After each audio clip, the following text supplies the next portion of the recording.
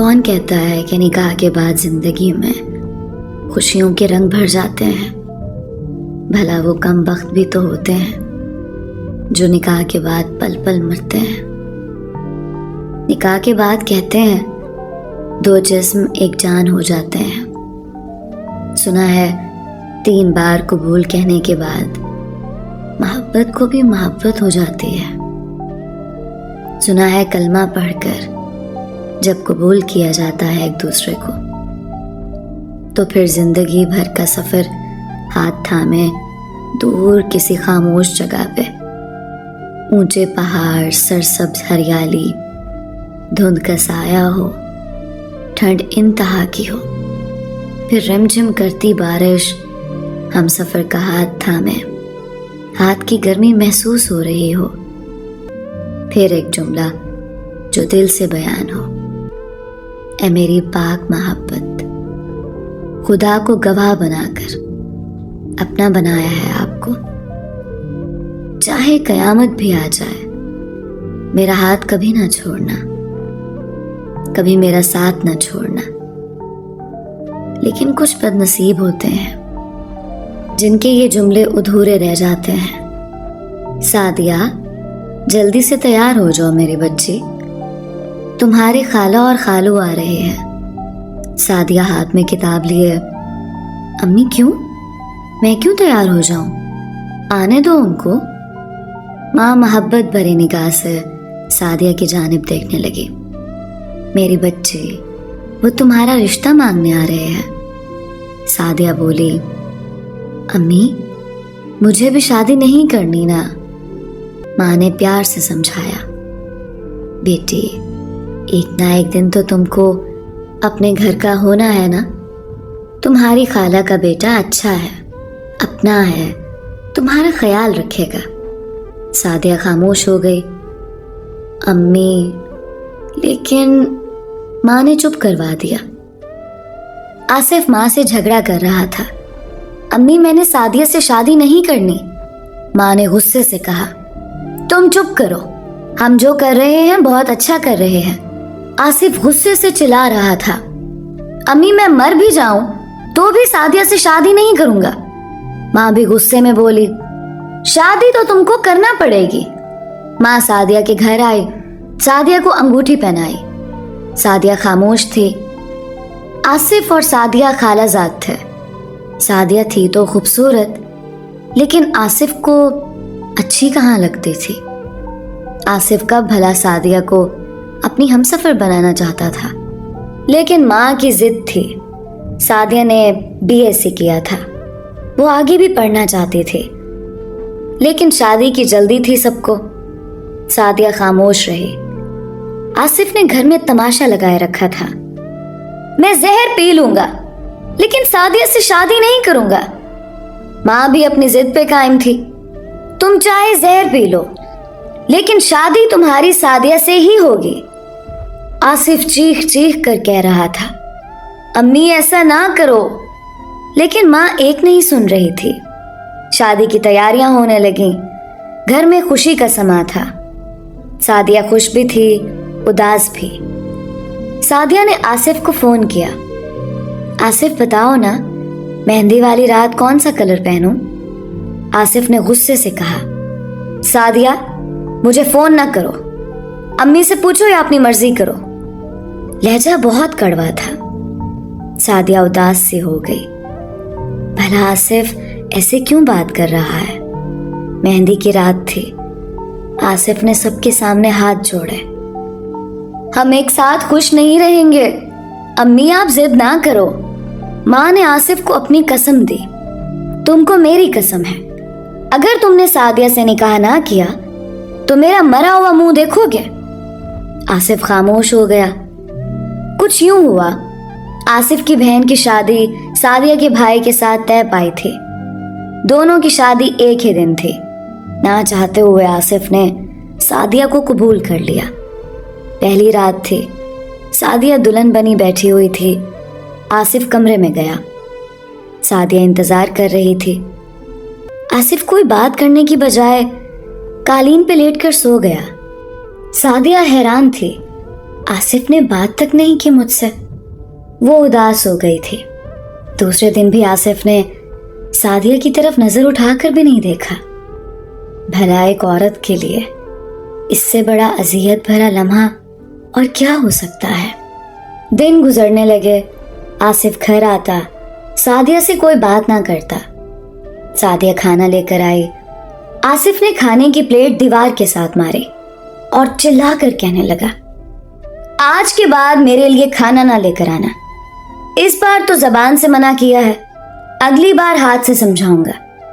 सादिया का जिस्म कांपने लगा। आसिफ की मां पास आई। आसिफ, ये क्या तरीका है बात करने का? तुमको शर्म नहीं आती क्या? आसिफ खामोश रहा। मां, मेरा मुंह बंद है, बंद ही रहने दे।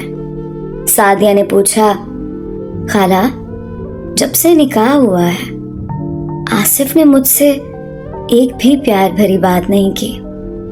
मैंने क्या गुनाह किया है? मां बोली, मेरी बच्ची तू परेशान ना हो, सुधर जाएगा। शादी को 1 साल गुजर गया। एक साथ रहते हुए वो दोनों एक दूसरे के लिए अजनबी थे। सादिया एक दिन पास गई। आसिफ, मैंने क्या किया है? क्यों ऐसा कर रहे हैं आप? आसिफ गुस्से से बोला, तुमको कितनी बार भौंक चुका हूं, मुझसे बात ना किया कर। सादिया रोते हुए बोली, आसिफ 1 साल गुजर गया है ये तलखी बर्दाश्त करते हुए। नहीं साथ रखना चाहते तो तलाक दे दो।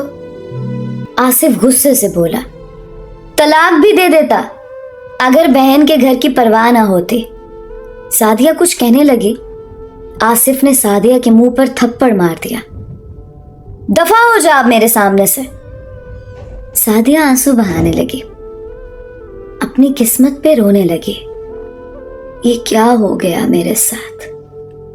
आसिफ छोटी छोटी बात पे तमाशा करता, जितना उससे हो सकता था।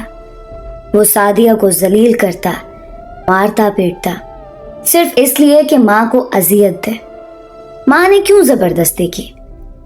मां बेटे की जिद में एक मासूम फना हो गई थी। वो फूट फूट कर रोती, खाला क्यों किया मेरे साथ ऐसा? लेकिन कोई जवाब ना होता खाला के पास। फिर आसिफ की मां भी दुनिया से चल बसी। सादिया खामोश हो गई थी, किसी से कुछ ना कहती। माँ बाप कहते, बेटी छोड़ दो उस बेगैरत को, तलाक ले लो और आ जाओ घर। लेकिन सादिया मुड़कर वापस देखती, अम्मी, मेरे 9 साल बर्बाद हुए हैं आसिफ के साथ। मैं 9 साल से जहन्नम में जी रही हूं। अब आप लोगों को याद आई मेरी। अब क्या करूंगी तलाक लेकर? सादिया ने किस्मत के सामने सिर झुका लिया। वो घर के सारे काम करती, थक हार जाती। आसिफ आज भी सादिया से कोई बात ना करता था। वक्त गुजरने लगा। 11 साल गुजर गए। 11 साल सादिया से नफरत करता रहा। फिर एक दिन वो गाड़ी ड्राइव कर रहा था। इतना भयानक हादसा पेश आया कि आसिफ की दोनों टांगें टूट गईं। डॉक्टर्स ने मशवरा दिया, टांगें काटनी पड़ेंगी, और वो दोनों टांगों से अपाहज हो गया। हाय किस्मत! उसका गुस्सा, अना, गुरूर, नफरत पल भर में फना हो गई।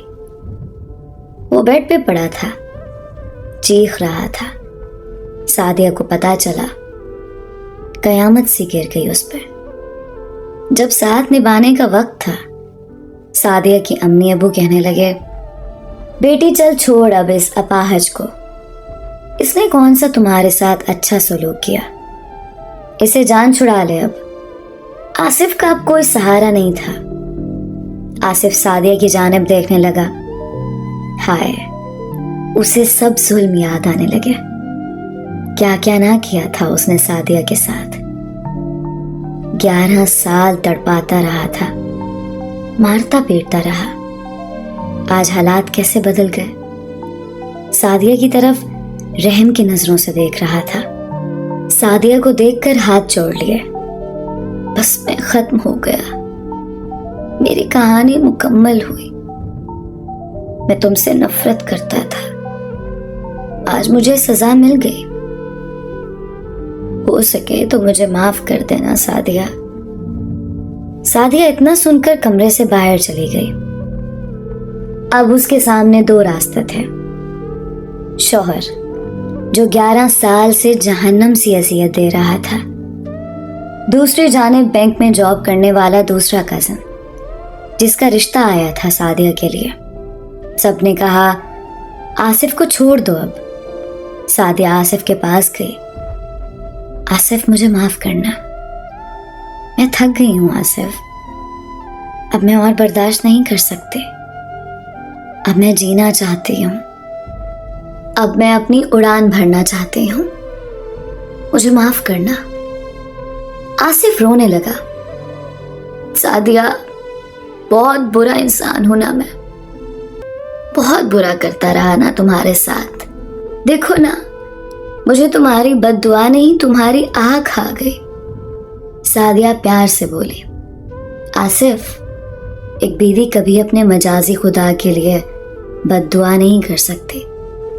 میں تو آخری سانس تک آپ کی محبت کا انتظار کرتی رہی، لیکن آپ نے مجھے سانس سانس تڑپانا تھا نا.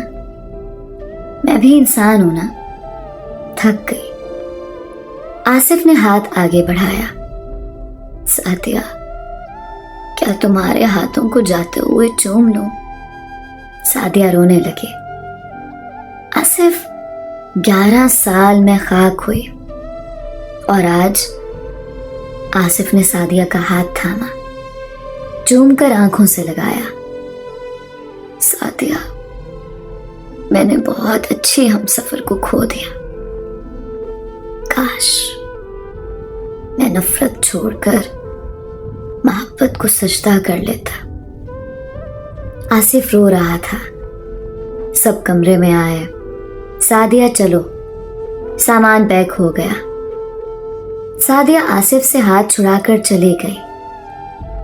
آصف چیخ چیخ کر رو رہا تھا. سعدیہ معاف کر دو. لیکن وہ اب آگے بڑھ چکی تھی.